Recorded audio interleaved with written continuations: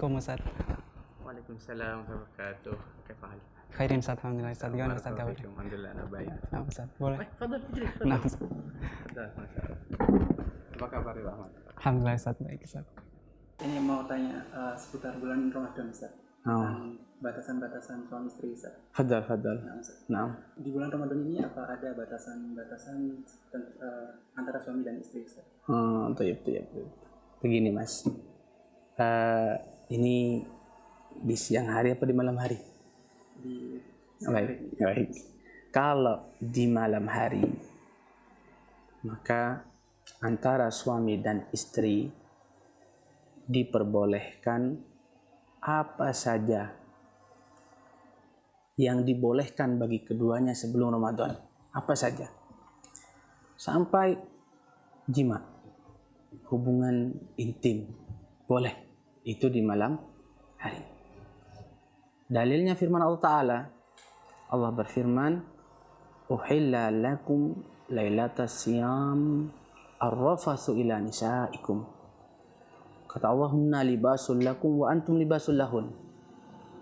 Dihalalkan bagi kalian di malam puasa bercampur kepada istri-istri kalian. Mereka adalah pakaian bagi kalian dan kalian pakaian bagi mereka. Ini dasar yang dijadikan sandaran bolehnya hubungan suami istri di malam hari. Jadi untuk di malam hari, di malam Ramadan itu apa saja boleh. Nah, ya, apa yang dibolehkan di antara mereka di luar Ramadan boleh di malam hari di bulan Ramadan. Nah, adapun di siang hari bulan Ramadan ada dua hal yang harus diperhatikan. Yang pertama adalah jima, hubungan intim.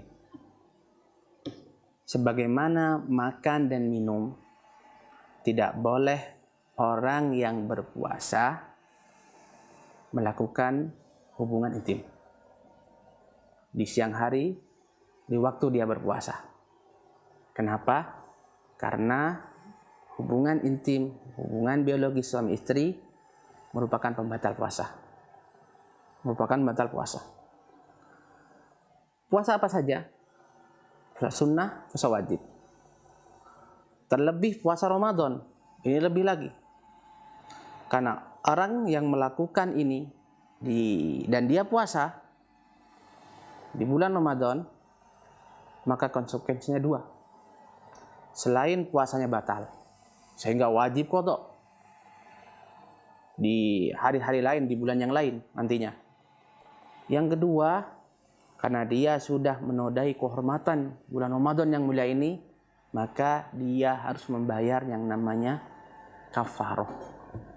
Harus membayar kafarah. Jadi selain puasanya batal, dia harus qadha, dia juga harus bayar namanya kafarah.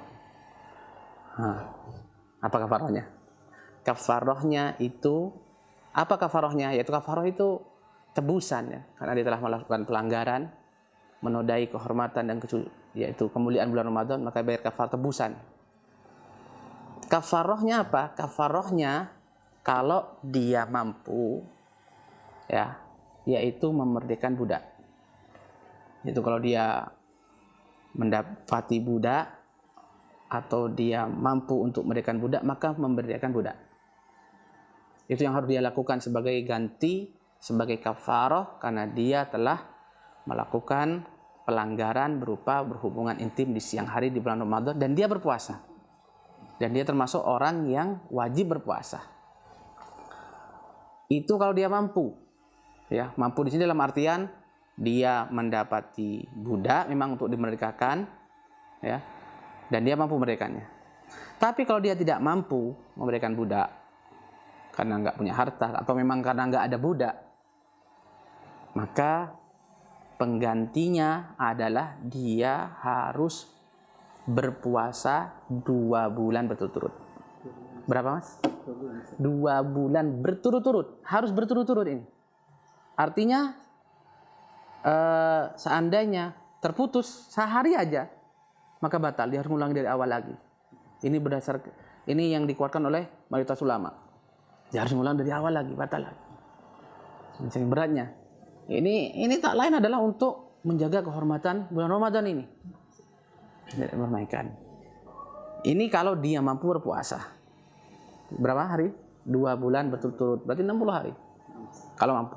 Kalau nggak mampu, maka dia membayar fidyah. Yaitu berupa memberi makan 60 miskin. Memberi makan sebanyak 60 miskin. Bagaimana caranya? Mungkin ada pertanyaan, bagaimana caranya Ustaz membayar 60 miskin ini? Bisa dengan matang, kalau matang 1 porsi, kan? 1 porsi berarti 60 porsi dia harus berikan kepada orang miskin. Kepada orang miskin harus benar-benar orang miskin. Iya. Karena fidyah itu atau kafarah ini diberikan kepada orang miskin. Bukan tidak seperti hadiah dia. Tidak seperti akikah, tidak seperti kurban yang boleh dijadikan hadiah, diberikan kepada tangga, kepada teman meskipun kaya boleh kalau itu. Tapi kalau seperti fidyah, seperti kafarah ini diberikan kepada orang miskin, benar-benar miskin. Jadi nggak harus ini.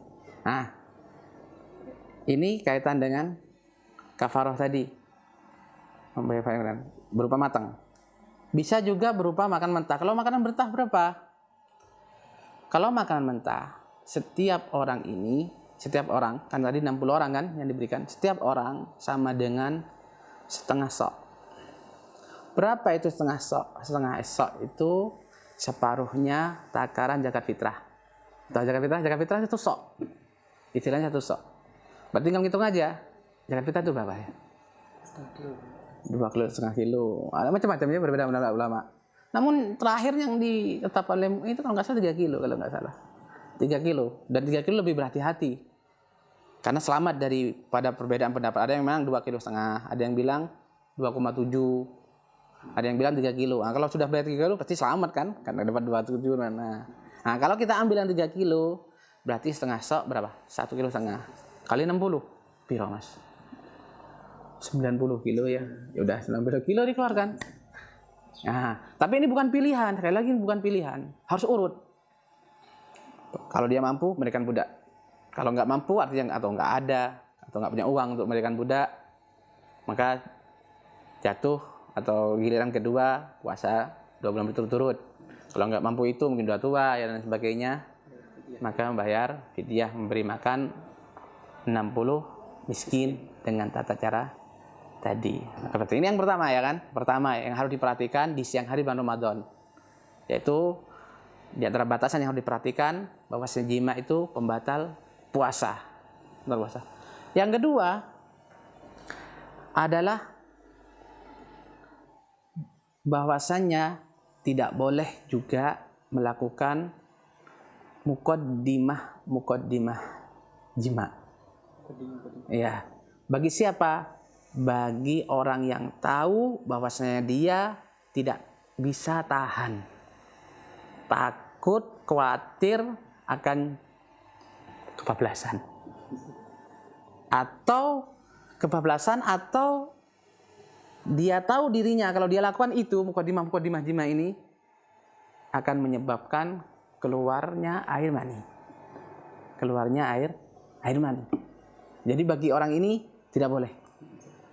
Adapun bagi yang selain itu, orang tahu bahwasanya dia mampu, kuat, maka boleh yang seperti ini. Karena Rasulullah SAW dulu seperti diriwayatkan oleh Aisyah, Rasulullah SAW itu juga mencium istrinya dan dia berpuasa, juga berjumpa dengan istrinya dan berpuasa. Dan kata Aisyah, beliau adalah orang yang paling kuat menahan syahwatnya. Ngerti ya, jelas ya? Allah Ta'ala. Tadi disebutkan bahwasanya kita dilarang atau mungkin dianjurkan untuk menghindari muqaddimah pembatal ini ya Ustaz. Lalu bagaimana kalau misal seseorang itu keluar mani saat sedang berpuasa Ustaz? Apakah batal atau bagaimana Ustaz? Oh iya betul.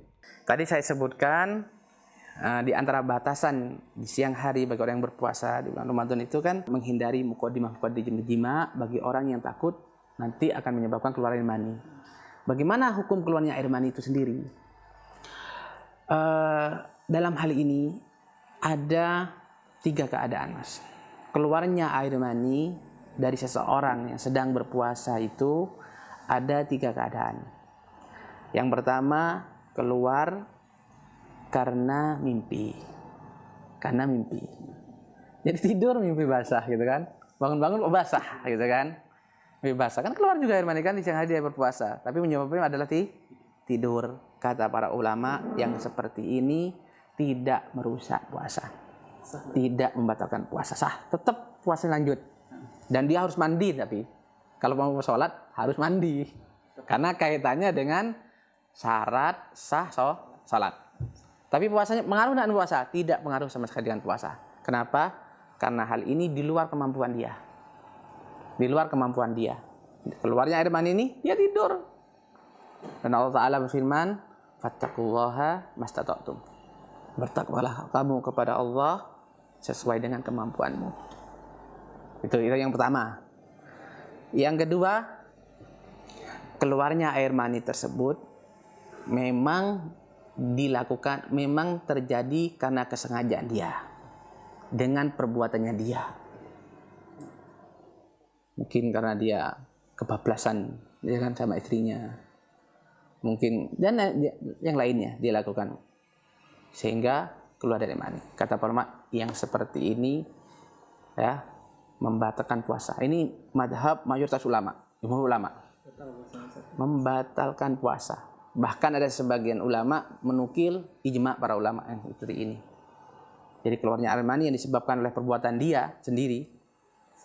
Sengaja dia. Sudah tahu dia kalau cium istri berlebihan akan keluar mani. Tapi dia lakukan. Karena nggak tahan sama syahwatnya. Maka itu membatalkan puasa. Nah, dalilnya adalah hadis qudsi. Di mana Allah Subhanahu Wa Taala mengatakan dalam hadis qudsi ini. Memuji orang-orang yang berpuasa setelah menyebutkan pahala yang besar bagi mereka. Allah Ta'ala sebutkan bahwasanya mereka ini yada ta'amuhu wa syarabahu wa syahwatahu min ajli. Karena dia meninggalkan makannya, meninggalkan minumnya dan syahwatnya karenaku. Dan dia telah mendatangi syahwatnya. Seorang melakukan mukadimah ini, mukadimah itu sampai keluar maninya, berarti dia telah mendatangi syahwatnya. Sehingga para ulama menyamakan, maka sebagaimana makan, sebagaimana minum membatalkan puasa, maka mendatangi syahwat, yaitu maksudnya mendatangi syahwat ini sampai tertunai syahwatnya tadi, pun membatalkan puasa. Ini yang kedua. Nah, belum ya, satu lagi ya. Keadaan yang ketiga, adapun keadaan yang ketiga, yaitu keluarnya mani ini disebabkan oleh hayalan. Jadi menghayal dia istilahnya itu hadisun nafsi. Seorang memikirkan, gitu kan, hanya berbicara dalam dirinya sendiri, nggak melakukan apa-apa, hanya bicara. Ya mungkin orangnya gampang gitu kan, mudah, lalu keluar. Tapi dia nggak melakukan apa-apa, hanya melakukan. Kata para ulama, yang seperti ini tidak merusak puasa. Ya, jadi keluarnya air mani yang disebabkan hanya memikirkan ini dan itu, gitu kan. Merenungkan ini dan itu, menghayal ini dan itu, ini tidak merusak puasa. Karena ada riwayat yang menegaskan bahwasanya Allah memaafkan apa saja yang berasal dari hadisun nafsi, yakni berasal dari memikirkan, menghayalkan dan lain sebagainya. Jadi ada 3 ya keluar air mani itu. Yang pertama apa mas? Apa penyebabnya? Mimpi basah. Ya, yang seperti ini membatalkan apa enggak? Enggak. Yang kedua dilakukan dengan sengaja ya, dengan perbuatan dia. Yang ini membatalkan apa enggak? Membatalkan. Yang ketiga memikirkan, menghayalkan. Ini membatalkan apa enggak? Masya Allah. Barakallahu fiik. Lah ya. Masya Allah, sudah bermanfaat. Ada lagi? Ada lagi. Fadal. Untuk mencium seorang suami untuk mencium istri itu bagaimana hukumnya? Boleh. Nah, dia sedang berpuasa ya. Sedang berpuasa. Baik. Nah, bagaimana dengan suami mencium istri? Ini sebenarnya pertanyaan ini erat sekali kaitannya dengan pertanyaan yang sebelumnya, yang pertama. Jadi suami ini dia harus tahu dirinya sendiri. Jadi bagi suami yang tahu dia kuat nih, tidak mungkin dia tahu yakin.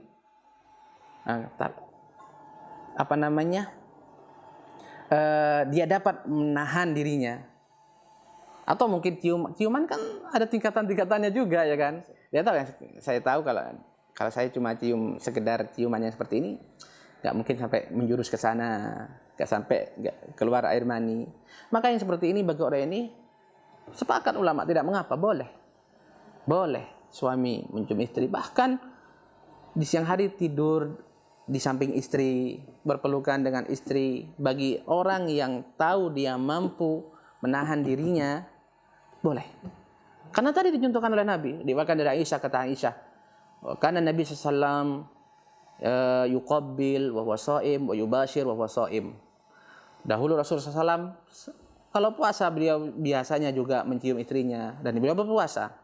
Beliau juga bercumbu dengan istrinya, bercumbu ini, dan beliau berpuasa. Tapi Aisyah mengingatkan, wa kana amlakukum li irbihi aw li arabihi. Dan beliau sallallahu alaihi wasallam adalah orang yang paling kuat di antara kalian untuk menahan syahwatnya. Jadi ini di sini